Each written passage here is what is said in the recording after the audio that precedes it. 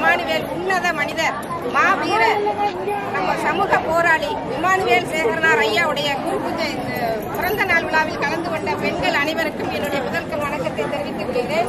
இதை தலைமையேற்று நடத்திய ரமேஷ் அவர்களுக்கும் என்னுடைய இனிய வணக்கத்தை தெரிவித்துக் கொள்கிறேன். மதுரையிலிருந்து வந்திருக்கும் நம்முடைய அண்ணன் அவர்களையும் வருக வருக என்று வரவேற்கிறேன். ஐயா இமானுவேல் சேகரன் ஐயா நம்ம சுதந்திர போராட்ட வீரர்.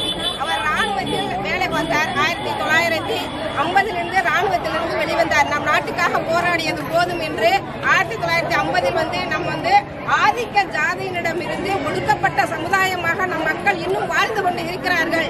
அவர்களுக்காக நாம் பாடுபட வேண்டும் என்று அவர் ராணுவத்தை விட்டு விலகி நம்முடைய சமுதாயம் மட்டுமல்லாமல் சமூகம் அனைத்துமே முன்னேற வேண்டும் என்பதற்காக அவர் சிறு வயதிலேயே தன்னுடைய தியாகத்தை இரட்டை குவளை முறையை ஒழித்தார். 1954 இரட்டை குவளை முறையை ஒழித்தார். அதேபோல முதுகுளத்தூரில் மக்கள் அரசியலிலும் வர வேண்டும் என்பதற்காக ஒடுக்கப்பட்ட இளைஞர்கள் சங்கத்தை நடத்தினார்.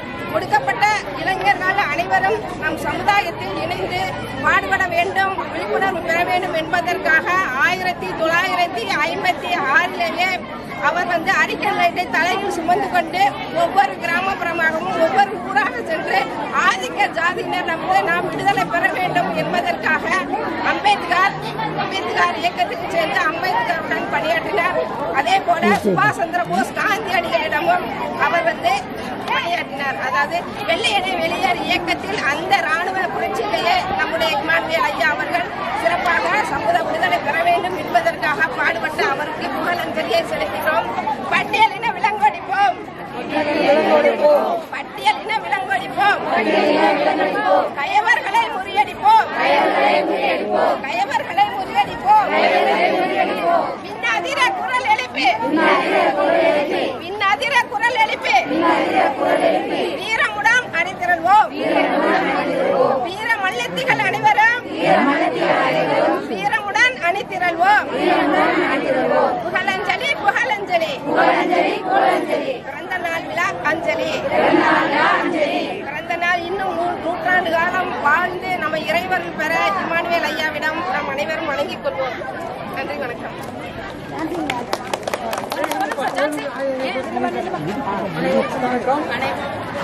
அனைவருக்கும் வணக்கம்.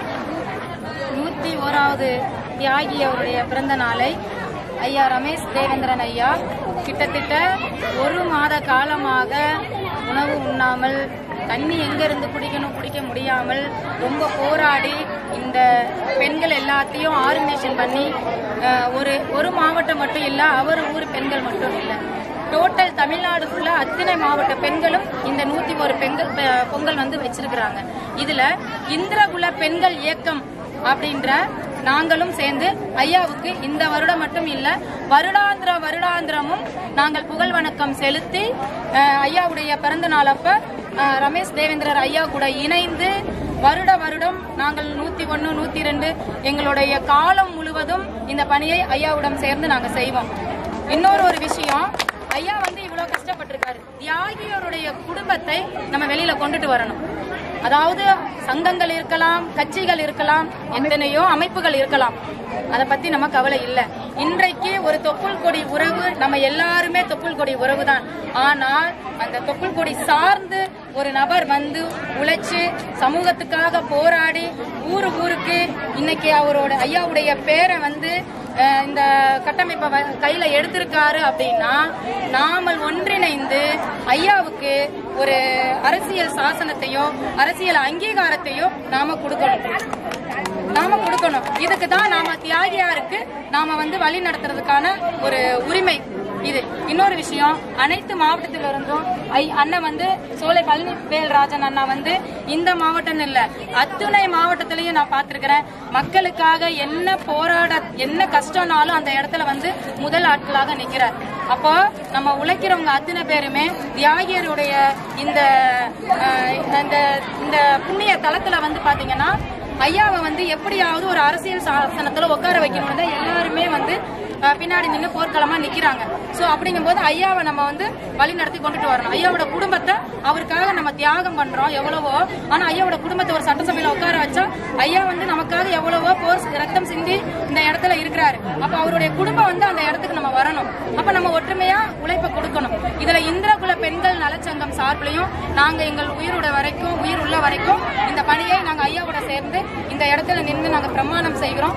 கடைசி வரைக்கும் ஐயாவோட சேர்ந்து நாங்க வந்து இந்திரகுல பெண்கள் இயக்கம் அவங்களுக்கு வழி நடத்தி உண்மையாகவும் இருப்போம்.